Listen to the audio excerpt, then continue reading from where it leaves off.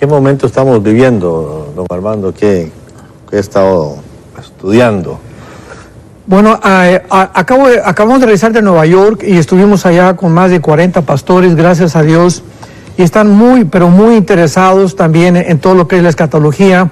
Hay una muy pobre enseñanza en el área de la escatología, desgraciadamente en el mundo entero, y una de las cosas que tenemos que entender es, si no conocemos el pasado, no podemos conocer el presente y la razón por la cual nos encontramos en la generación en la que nos encontramos.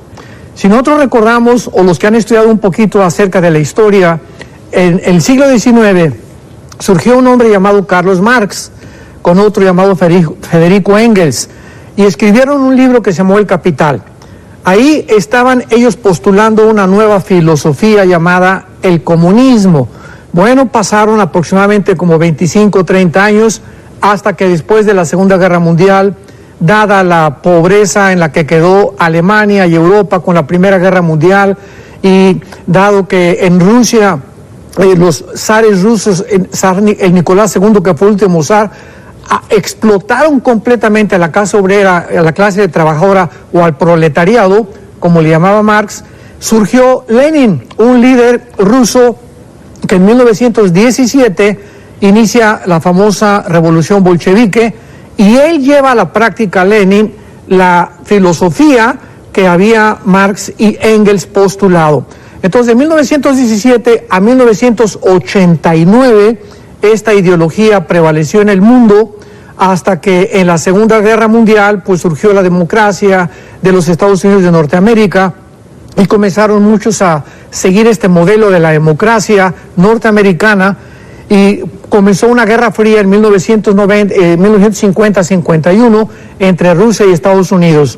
1989, pues Mikhail Gorbachev va al Vaticano y platica con el Papa Juan Pablo II y le explica que ya el comunismo fracasó porque sacaron a Dios y porque se aislaron del capitalismo.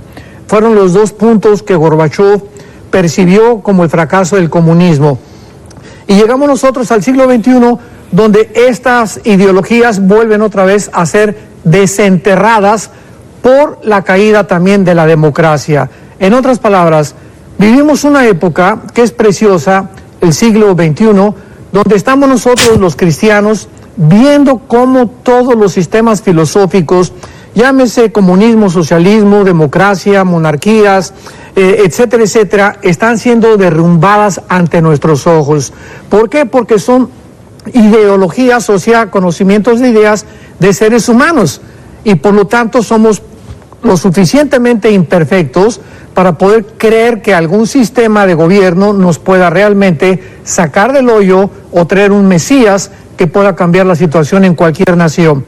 Nos encontramos en este punto, y este punto es muy interesante porque es la oportunidad que la iglesia tiene ahorita de poder enfrentar al mundo y con la Biblia destruir cualquier sistema filosófico que exista y demostrarle al mundo entero de que realmente las evidencias históricas y proféticas de la Biblia son la verdad. Nadie puede anteponerse ni tampoco discutir o mostrarse antagónicos ante evidencias tan claras, historias arqueológicas, físicas, genéticas, antropológicas, paleontológicas, etcétera, etcétera. Así que es la época en que nos encontramos, y quiero hablar un poco más adelante acerca de precisamente la tensión que hay ahorita. Estamos en el mes de julio del año 2021, que existe ya en Irán y en el Medio Oriente, y por qué hemos llegado a esta tensión que la Biblia profetizó, para también analizar que hay extremos en las profecías donde no cualquier evento relevante se puede relacionar con las profecías, y por qué debemos discernir cuáles son los eventos ahorita en el mundo que tienen relación con la Biblia para no caer en herejías. Bueno, entonces es interesante que vamos a, en primer lugar, a ver algo muy importante, ¿verdad? El error que existe en tratar de relacionar todos los eventos que están sucediendo con profecías bíblicas. Por ejemplo, en el 11 de septiembre del 2001, cuando las Torres Gemelas fueron atacadas por 19 extremistas musulmanes radicales, que estrellaron estos aviones y otros 2 más después en diferentes lugares, se comenzó a interpretar Apocalipsis 18, versículos 9 y 10, que había sido precisamente el ataque y la caída de la Gran Babilonia, porque ahí dice que pues los reyes de la tierra lloraron, hicieron lamentación por la caída de la gran ciudad. Entonces relacionaron el 11 de septiembre del 2001, el ataque a las Torres Gemelas, con Apocalipsis 18. Qué cosa tan tremenda por ignorar que Apocalipsis 18, que habla de la Babilonia comercial, no la religiosa del capítulo 17, va a suceder al final de la tribulación y antes de la venida de Jesucristo. Entonces, cuando tratamos de empujar y cuando queremos acomodar todo lo que pasa a nuestro alrededor y buscando versículos, vamos a caer en muchos errores de escatología. Otro ejemplo, las famosas lunas rojas, que hace poco han comenzado a surgir y que se relacionaron que ya venía el Apocalipsis y que la tribulación, y las lunas rojas aparecen en Ezequiel capítulo 2 y en Hechos capítulo 2 antes de la venida de Jesucristo. El sol se oscurecerá y la luna se pondrá roja y las estrellas del cielo caerán. Entonces, ¿cómo podemos relacionar cada vez que hay un eclipse o que se ponen las lunas rojas con que ya viene la tribulación o con que ya viene el rapto? Claro. ¿De dónde sacan eso? No está en la Biblia. Es una exégesis amarillista, así le podría yo calificar. Entonces, tengamos cuidado con eso. Pero voy a dar un ejemplo muy claro de que realmente podemos relacionar lo que está pasando con la Biblia, por ejemplo, en el capítulo 38 de Ezequiel. En este capítulo 38 y 39 de Ezequiel, hace 2600 años, se escribieron las siguientes palabras. Me voy a quitar los lentes para leer ahora sí sin lentes. Hijo de hombre, dice el versículo 2, pon tu rostro contra Gog en tierra de Magog. Príncipe soberano de Mesec y de Tubal. Muy bien. Rusia aparece aquí en el capítulo 38 de Ezequiel con el nombre de Magog. ¿Cómo sabemos que es Rusia los magogitas? Simplemente porque los escitas, que fueron los que comenzaron a poblar todo lo que se conoce como la zona de los magogitas y fueron conquistados por los godos, es la zona geográfica donde se encuentra ahorita Rusia. En el siglo XX, la Unión de Repúblicas Socialistas Soviéticas. Entonces, en la Biblia no encontramos muchos nombres como Rusia, como Irán, y lo relacionamos con la zona geográfica donde aparecen. De esta manera no tenemos ninguna duda de que se trate de estas naciones. Por ejemplo, en el versículo 4 de Ezequiel 38 aparecen las naciones que se van a unir a Rusia en estos tiempos en que estamos viviendo para poder atacar e invadir Israel. Versículo 5, Persia. ¿Quién es Persia en la Biblia? En 1935 se le cambió el nombre a Irán, a la República Islámica de Irán.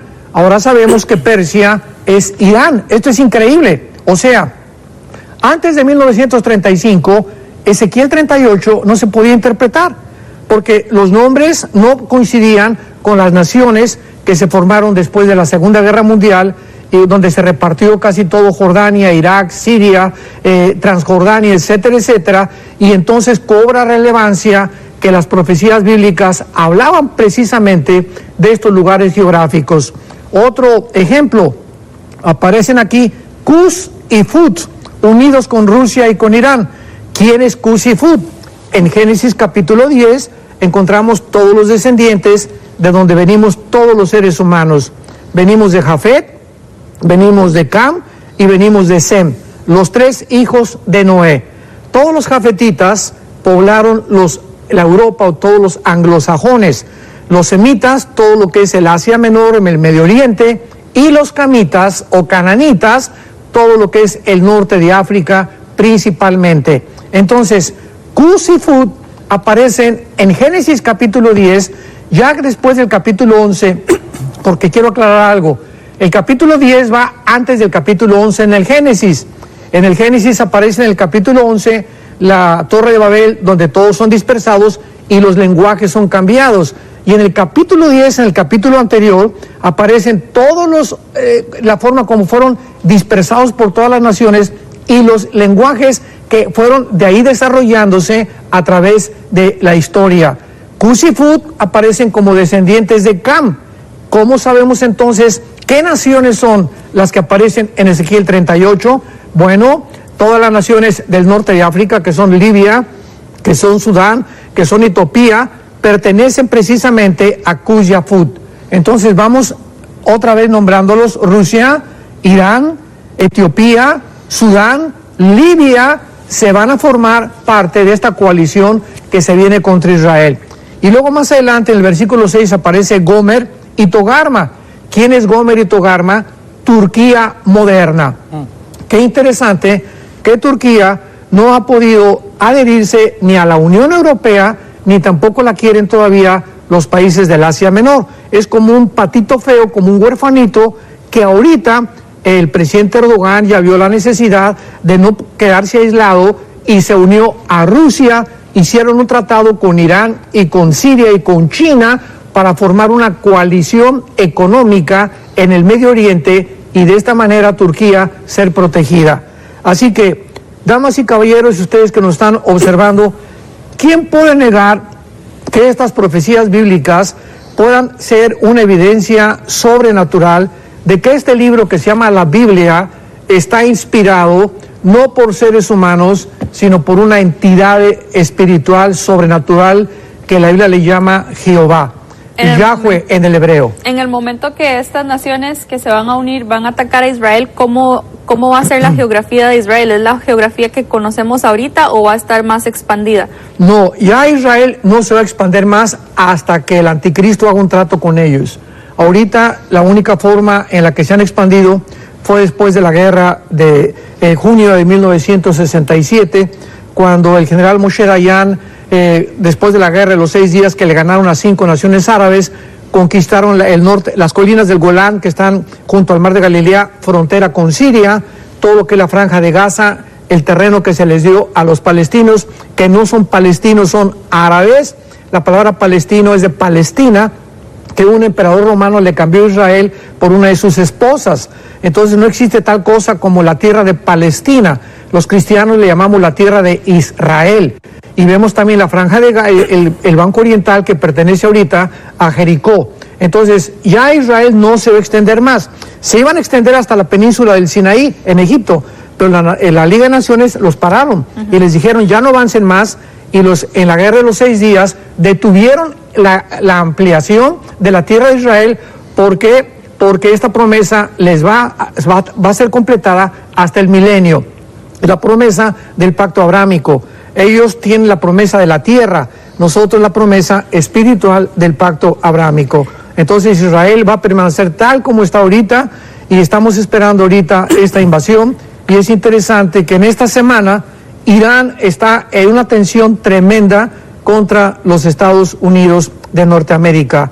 Hay otro tema maravilloso que es las profecías de Estados Unidos en la Biblia, si aparece o no aparece, que también nos tomaría bastante tiempo, pero que podemos profundizar bastante. Y es increíble que Estados Unidos tiene que desaparecer o por una guerra terrorista, o un ataque terrorista, o por una economía que tenga que doblar a esta grande nación, o por el arrebatamiento de la iglesia. Pero Estados Unidos, en las profecías bíblicas, si es que aparece en segundo o en tercer plano. Y para ello, Rusia tiene que avanzar para poder conquistar Israel. Nada más la última pregunta con respecto a este tema. Cuando sea la invasión de Israel y se unan estas naciones, ¿lo van a hacer con una ideología antisemita o con otra, basado en otra ideología? No, el antisemitismo va a culminar con la persecución del sistema religioso romano en la primera parte de la tribulación, que es la gran ramera, y después los últimos 3 años y medio con la persecución política del anticristo. El antisemitismo no va a detenerse desde que Cristo murió en la cruz, porque va a incrementarse el odio contra los judíos. Entonces esta guerra está motivada no solamente por el antisemitismo, sino también por motivos políticos y económicos. ya que abajo de la tierra de Irak, de Irán y de Saudi Arabia aparece el 65% de las reservas petroleras del mundo. Pero Israel es el enemigo de los árabes porque ellos consideran que son invasores, ya que toda esa población, de acuerdo a este pensamiento del Islam, Israel es un invasor porque ellos no son árabes, no son musulmanes y porque no les corresponde esa tierra más que a ellos.